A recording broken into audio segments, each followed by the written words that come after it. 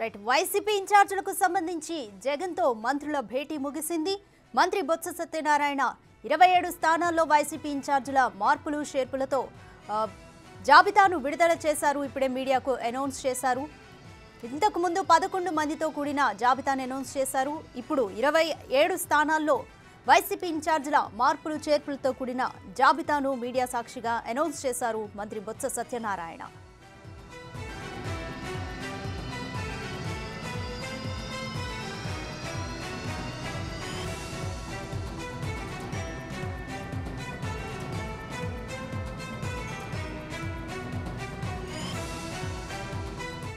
YCP ఇన్ఛార్జీలకు సంబంధించి జగన్తో మంత్రుల భేటీ ముగిసింది.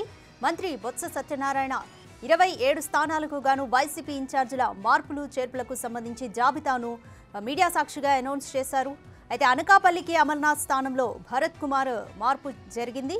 అలాగే రాజమండ్రి అర్బన్ నుంచి ఎంపీగా మార్గాని భరత్ను అనౌన్స్ చేశారు. ఇక మచిలీపట్నం నుంచి పేర్ని నానిని అనౌన్స్ చేశారు.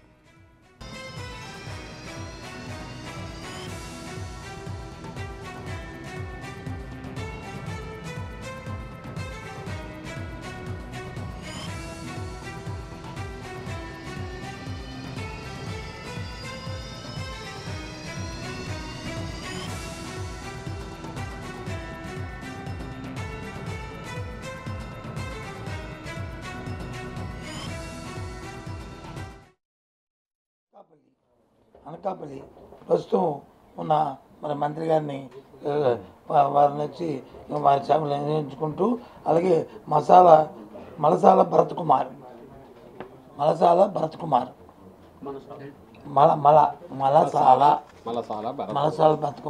వాళ్ళు కుటుంబం కూడా రాజకీయ నేపథ్యం కుటుంబం. వాళ్ళ అమ్మగారు ఎంపీగా జడ్పీటీసీగా ఆమె అనకాపల్లి కాన్ఫరెన్స్లో చేసిన వారిని ఎంపిక చెందింది. అలాగే పాయకరాపడే ఎస్సీ స్థానానికి అక్కడ ఎవరైతే ఇంతకుముందు ఇక్కడ మన రాజ్యాంలో ఉన్న శాసనసభ్యులు 3 సార్లు శాసనసభ్యుడిగా అయిన కంబాల జోగులు గారిని వారిని పాయకరాపేట ఎస్సీ కాన్ఫరెన్స్లో ఆయనకి మరి ఎమ్మెల్యే క్యాండిడేట్గా ఆయన ఎంపిక చేయడం జరిగింది రేపు పోటీలో. అలాగే రామచంద్రపురంకి ప్రస్తుతం మన మాజీ మంత్రిగా రాజ్యసభ మెంబర్గా ఉన్న పిల్లి సుభాష్ చంద్రబోస్ గారి కుమారుడు పిల్లి సూర్యప్రకాష్ని ఆయన్ని అక్కడ అభ్యర్థిగా నిర్ణయించడం జరిగింది. అలాగే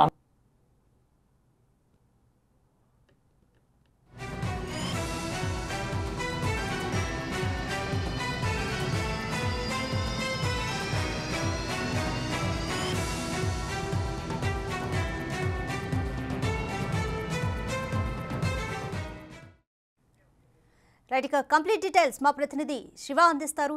శివ, వైసీపీ అధిష్టానం ఇన్ఛార్జీలకు సంబంధించి 2వ జాబితాను రిలీజ్ చేసింది. వైసీపీ శ్రేణుల స్పందన ఏ విధంగా ఉంది?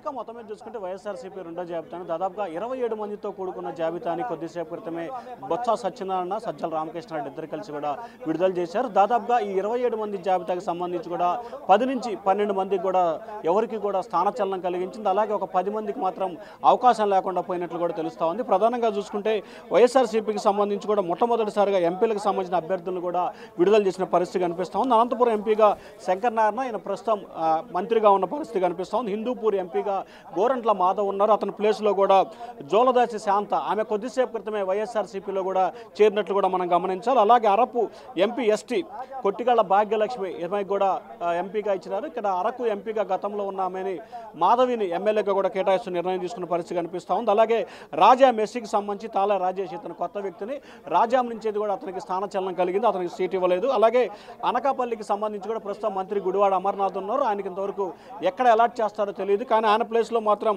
భరత్ కుమార్కి స్థానం కల్పించారు. అలాగే పాయకురాపేట ఎస్సీకి సంబంధించి కంబాల జోగులు ఇతను వేరే ప్రాంతం నుంచి కూడా ఇక్కడ తీసుకురావడం జరిగింది. అయితే ఇక్కడ ఉన్న వ్యక్తి కూడా టికెట్ ఇచ్చిన పరిస్థితి కనిపించలేదు. అలాగే రామచంద్రాపురం పిల్లి సూర్యప్రకాష్, పిల్లి సుభాష్ చంద్రబోస్ కుమారుడు గత కొంతకాలంగా అక్కడ విభేదాలు కొనసాగినాయి. సో ఈ నేపథ్యంలో ఎట్టకేలకు ఆయనకే స్థానం ఇవ్వడం జరిగింది. అలాగే రామచంద్రాపురం సంబంధించి సూర్యప్రకాష్, పి గన్నవరం ఎస్సీకి సంబంధించి ఇక్కడ కొత్త వ్యక్తికి ఇచ్చారు, అక్కడ గతంలో ఉన్న వ్యక్తికి మాత్రం టికెట్ ఇవ్వలేదు. ఇక్కడ దీనికి సంబంధించి కూడా వేణుగోపాల్కి ఇవ్వడం జరిగింది. అలాగే పిఠాపురానికి సంబంధించి మనం మొదటి నుంచే చెప్తా ఉన్నాం, వంగా గీత ప్రస్తుతం ఆమె ఎంపీగా ఉన్నారు, ఆమెను అక్కడ కేటాయించినట్లు కూడా తెలుస్తూ ఉంది. అలాగే జగ్గంపేటకు సంబంధించి తోటా నరసింహులు, పత్తిపాడుకు సంబంధించి పరుపుల సుబ్బారావు, రాజమండ్రి సిటీ ఎంపీ భరత్ని సిటీకి ఇవ్వడం జరిగింది. అలాగే రాజమండ్రి రూరల్కి సంబంధించి రామచంద్రాపురంలో ఉన్న మంత్రిని రాజమండ్రి రూరల్ అంటే చెన్నుబోయిన వేణుగోపాలకృష్ణని తీసుకురావడం జరిగింది. అలాగే పోలవరం ఎస్టీకి సంబంధించి కూడా రాజ్యలక్ష్మి గారు అక్కడ అతనికి ఇవ్వకుండా ఆయన భార్యకి టికెట్ ఇచ్చినట్లు కూడా తెలుస్తూ ఉంది. కదిరికి సంబంధించి మక్బూల్ అహ్మద్కి ఇవ్వడం జరిగింది. ఇక్కడ ప్రస్తుతం కదిరిలో ఉన్న వ్యక్తికి మాత్రం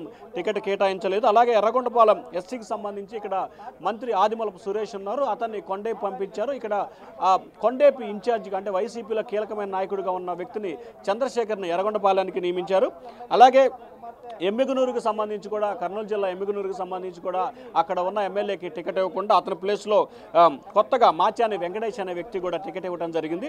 అలాగే తిరుపతి భూమనాకు సంబంధించి కరుణాకర్ రెడ్డి ఉన్నాడు, ప్రస్తుతం ఆయన టీటీడీ చైర్మన్గా ఉన్నారు, ఆయన కుమారుడు అభినయ్ రెడ్డికి టికెట్ ఇస్తూ కూడా పార్టీ నిర్ణయం తీసుకుంది. అలాగే గుంటూరు ఈస్ట్కు సంబంధించి కూడా నూరి ఫాతిమా ప్రస్తుతం అక్కడ శాసనసభ్యులు ముస్తాఫాగా ఉన్నారు, ఆయన కుమార్తె ఫాతిమాని కూడా డిక్లేర్ చేస్తూ నిర్ణయం తీసుకోవడం జరిగింది. అలాగే మచిలీపట్నానికి సంబంధించి ప్రస్తుతం పేర్నే నాని ఉన్నారు, ఆయన కుమారుడు కృష్ణమూర్తికి ఇస్తూ కూడా అంటే పేరునే కిట్టుకి ఇస్తూ కూడా నిర్ణయం తీసుకోవడం జరిగింది. అలాగే చంద్రగిరి చెవిరెడ్డి భాస్కర్ రెడ్డి నియోజకవర్గం ఇక్కడ కూడా ఆయన కుమారుడికి టికెట్ ఇవ్వడం జరిగింది. అలాగే పెనుగొండకు సంబంధించి కూడా ప్రస్తుతం అక్కడ ఉన్న వ్యక్తిని ఎంపీగా పంపించారు కాబట్టి మంత్రి ఉషశ్రీ చరణ్కి అక్కడ ఇవ్వడం జరిగింది. అలాగే కళ్యాణదుర్గానికి సంబంధించి ఎంపీ తలార్ రంగయ్యని అక్కడ నియమించడం జరిగింది. అలాగే గొట్టేటి మాధవికి సంబంధించి ఎస్సీ నియోజకవర్గం ఆమెను అక్కడ కూడా అరకు ఆమె ఎంపీగా ఉన్నారు, ప్రస్తుతం ఆమె అరకు అసెంబ్లీ నియోజకవర్గానికి కేటాయించారు. అలాగే పారేడు ఎస్టీకి సంబంధించి ఇక్కడ ఉన్న వ్యక్తిని మరో చాటికి పంపించారు, అక్కడ కొత్తగా విశ్వేశ్వరరాజు అనే వ్యక్తిని కూడా నియమించడం జరిగింది. విజయవాడ సెంట్రల్కి సంబంధించి మల్లాది విష్ణుకి టికెట్ ఇవ్వలేదు, విజయవాడ వెస్ట్లో ఉన్న వెల్లంపల్లి శ్రీనివాస్ని సెంట్రల్కి పంపించడం జరిగింది. అలాగే విజయవాడ వెస్ట్ అంటే వెల్లంపల్లి స్థానానికి సంబంధించి కూడా షేక్ ఆషిఫ్కి నిర్ణయం తీసుకోవడం జరిగింది. అంటే మొత్తం దాదాపుగా మొట్టమొదటిసారిగా కూడా కొంతమంది ఎంపీలని మరి కొంతమంది ఎమ్మెల్యేలని మార్పులు చేస్తూ వైఎస్ఆర్సీపీ అయితే నిర్ణయం తీసుకున్న పరిస్థితి కనిపిస్తూ ఉంది. దాదాపుగా 10 మంది సిట్టింగ్ ఎమ్మెల్యేలకు మాత్రం ఇక్కడ చోటు లభించలేదు, మరొక 10 మందికి సంబంధించి కూడా మార్పులు చేర్పులు స్థానచలనం జరిగింది, మరి కొంతమందికి ఎంపీలుగా కూడా అవకాశం కల్పించారు. అయితే గతంలో ముఖ్యమంత్రి జగన్మోహన్ రెడ్డికి సంబంధించి తాను వారసులకి టికెట్లు ఇవ్వనని చెప్పి కూడా కరాఖండిగా తేల్చి చెప్పారు. కానీ ఈరోజు మాత్రం 3 వారసులకి టికెట్ ఇస్తారు. ఏదైతే తిరుపతి, చంద్రగిరి, గుంటూరుకు సంబంధించి కూడా ఈ 3 కూడా వారసులకి టికెట్లు ఇస్తూ కూడా జగన్మోహన్ రెడ్డి సంచలనమైన నిర్ణయం తీసుకున్నారని కూడా చెప్పుకోవచ్చు. ఎందుకంటే గతంలో జరిగిన గడప గడప మన ప్రభుత్వం సమయంలో కూడా నేను వారసులకు టికెట్లు ఇచ్చే అవకాశం లేదు, ఖచ్చితంగా మీరే పోటీ చేయాలి లేకపోతే కొత్త వారికి ఇస్తానని చెప్పి కూడా ఆయన చెప్పారు. కానీ తాజాగా మాత్రం 3 నియోజకవర్గాల్లో వారసులకి టికెట్లు కేటాయించిన పరిస్థితి కనిపిస్తూ ఉంది. అయితే మరికొన్ని నియోజకవర్గాలకు సంబంధించి కూడా ఇంకా మార్పులు చేర్పులు జరిగే అవకాశాలు అయితే కనిపిస్తున్నాయి. రానున్న 1-2 రోజుల్లో కూడా దీనికి సంబంధించి ఇంకా కసరత్ జరుగుతోంది. ప్రస్తుతం మనకు సంబంధించి ప్రకాశం జిల్లా అలాగే ఉభయ గోదావరి జిల్లాలతో పాటు అనంతపురం జిల్లాలకు సంబంధించి మాత్రమే మార్పు అంటే విజయవాడ మొత్తం 4 జిల్లాలకు సంబంధించి 27 స్థానాలు ఎంపీలతో పాటు ఎమ్మెల్యేల అభ్యర్థులకు సంబంధించి మార్పులు చేర్పులు చేస్తూ అభ్యర్థులను ప్రకటించిన పరిస్థితి అయితే కనిపిస్తూ ఉంది. ఇందులో ఎంపీలు కనుక తీసేసినట్లే దాదాపుగా 22 మంది ఎమ్మెల్యేలకి స్థానచలనం కలిగింది. మొన్నొక 11 ఇప్పుడు ఒక 22 మొత్తం 33 మందితో వైసీపీ దాదాపుగా 1-2 జాబితాలను విడుదల చేసింది. రాధిక రైట్ శివ, కొంతమంది సిట్టింగులకు సర్వే రిపోర్టు అనుకూలంగా ఉన్నా కూడా స్థానం కల్పించలేదు అనేది కొంతమంది సిట్టింగుల మాట. దీనిపై అధిష్టానం ఏం సమాధానం చెప్పబోతుంది? అలాగే అధిష్టానం ఈ జాబితాను తయారు చేయడంలో ఎటువంటి అంశాలు కన్సిడర్ చేసింది అనుకోవచ్చు?